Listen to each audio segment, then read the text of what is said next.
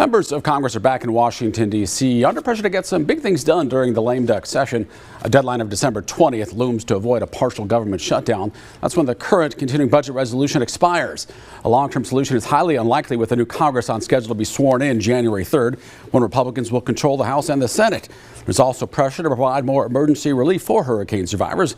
Democrats are trying to use the last few weeks they have control of the Senate to get as many federal judges confirmed as possible.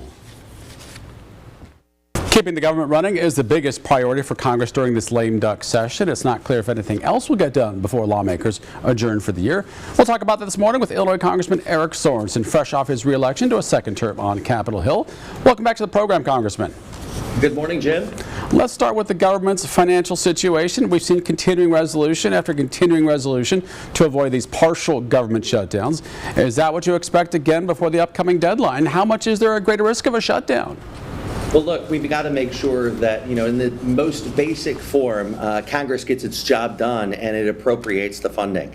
That means making sure that the $242 million that I requested for local projects across Western and Northern Illinois actually gets passed into law. And so, look, it's going to take bipartisan effort. While some colleagues of mine in the House are just looking ahead to the next Congress, we need to get our job done here, and we need to make sure that the government doesn't shut down at the end of the year. Will you get that job done, though, this lame duck session? Yeah, I'm hopeful. We'll see. A lot will come up as we head in toward just next week. We have 2 weeks to make sure that we're getting everything done. Also, look, I am working as hard as I can on the Agriculture Committee to make sure that we're getting that extension for the Farm Bill, but also understanding I never wanted it to get extended. I wanted to get the Farm Bill done. I voted yes in committee to make sure that we move this Farm Bill forward because, look, our farmers, it's like if everyone today, if all of a sudden your iPhone was replaced with the 2018 iPhone, that's the technology that the old Farm Bill has right now. We need to make sure that it works for the benefit of our family farmers. We got to get this out the door, as opposed to doing what Congress always does, kick it down the lane. But I'll work with Republicans and Democrats and anybody to make sure that we're actually getting the job done. You're getting ahead of me because I'm going to get to the Farm Bill in a moment. I want to stick on this topic.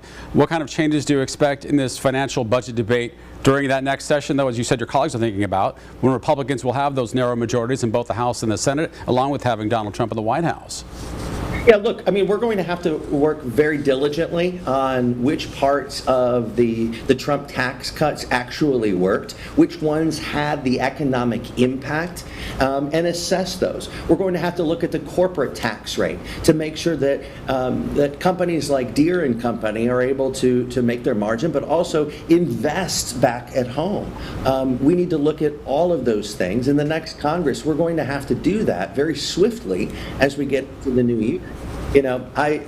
I'm thankful, and I think, our constituents are thankful that I'm one of the most bipartisan members of Congress. I will work with anyone who is willing to work to deliver results for our neighbors.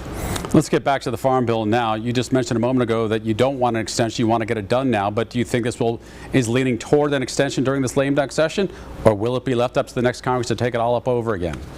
Look, I've got a great relationship with the Republican chair of House Ag, G.T. Thompson. Unfortunately, he is not being allowed to bring our Farm Bill to a vote. And so that is very unfortunate. We've got to make sure that we are doing our jobs. And what we have seen in this past Congress with the GOP in control is the least productive Congress in history. And that does include what we have been working so diligently with House Ag. I put dozens and dozens of agriculture constituents in roundtables to help me make the good decisions that I can in Congress. But look, my yes vote meant that we could have gotten this to the floor of the House. We could have gotten it done, but the leadership on the other side said, no, we're going to hold off till after the election when we can do everything that we want to do, and basically be damned for any bipartisanship, and I think that's wrong. Well, let's get back to that then, because we have seen the biggest sticking point between Democrats and Republicans regarding the Farm Bill, those food assistance known as SNAP benefits. Republicans do propose cutting them. Democrats want to maintain them. How do you see the chances of these Republicans getting their way, given these majorities they will enjoy next year? You said they would just want to get their way. Is that what's going to happen?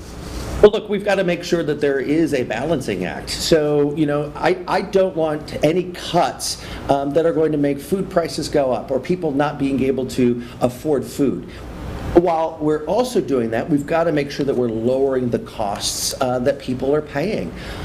We need to have fewer people need to rely on SNAP benefits, because we're going to open up the opportunities for better jobs, for higher paying jobs. Those are the things that I'm focused on so that we can move forward. And we're going to find bipartisan ways forward when we do that. But look, I want to make sure that as we go forward, that there aren't those cuts that are just going to be forced onto the backs of hardworking people. Well, along these lines, on both of these issues, what kind of strategy sessions is your party having now to deal with the change in this balance of power that could swing things more Republicans' way than what the Democrats want? Right. I'll tell you right now, just here in the past couple of days, I've had conversations with Democratic leadership in the Capitol. How are we going to work forward to make sure that we are continuing to do what hardworking Americans want us to do? And it's not playing politics. It's saying, what are the things that work on Main Street, not Wall Street? I'm not working for anybody on Wall Street. But look, on Main Street, downtown Galesburg, I want to see more shops there. I want to see the unemployment rate go down. I want to see more opportunities. I want to see crime going down. These are the things that we should be focused on. While there is a worry here on Capitol Hill that the other side is just going to continue to throw wedge issues to divide us one by one, neighbor by neighbor. And let me be very clear. Doing that means that we're not focused on lowering the costs. We're not focused on middle America. We're not focused on middle class people back home. That's what I'm going to be laser focused on, and I'm not going to play games with any wedge issues that they're going to throw at us here into the new Congress. Well, how will the Democratic Party approach this next session of Congress overall, given that you're expecting maybe these wedge issues and, of course, tax cuts? Is it about the Democrats in the Senate just putting up filibuster after filibuster? No, I think what we've got to be able to do is find consensus when we can, but then also understand that unity is our power. We have to be unified as we go forward on the basic principles. I agree that we need to find where there needs to be government efficiency.